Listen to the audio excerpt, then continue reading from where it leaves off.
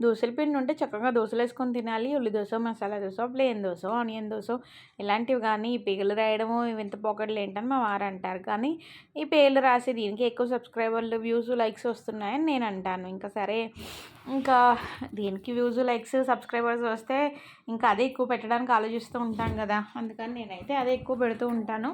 ఇంకా lunch box వీడియోస్‌కి కూడా మంచి వ్యూస్ వస్తూ ఉంటాయి.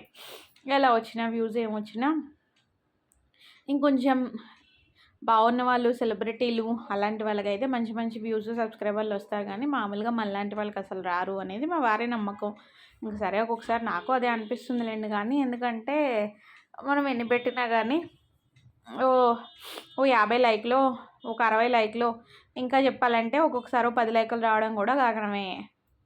వంట చేసినా, దోసలేసినా, ఇంకా లంచ్ బాక్స్ పెట్టినా ఏదైనా అలాగే అనిపిస్తూ ఉంటుంది. నిజంగానే ఒక్కొక్కసారి అరే! 1 ఇయర్ అయిపోయింది. 1 ఇయర్‌గా రోజు రెగ్యులర్‌గా పెడితే మంచిదని చెప్పారని రెగ్యులర్‌గా కూడా పెడుతున్నాము. అయినా కానీ ఏదైనా వీడియోకి ఓ 1000 వ్యూస్ వస్తాయని మనం ఆలోచించడమును, ఆ వీడియోకి 1000 వ్యూస్ కాదు కదా, 1, 2 వ్యూస్ కూడా రాని వీడియోలు కూడా ఉంటాయి ఛానల్లో చూసుకుంటే.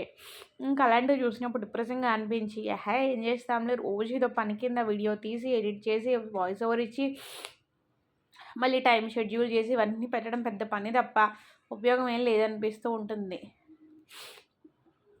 ఏంటో మరీ మానేద్దామంటే మనసొప్పదు. ఏం చేస్తే బెటరో ఒకసారి మీరైతే చెప్పేసేయండి నాకు. కంటిన్యూ చెయ్యాలా? మానేయాలా? సబ్స్క్రైబ్ చేసుకోవచ్చు కదా! ఒక లైక్ ఇవ్వచ్చు కదా!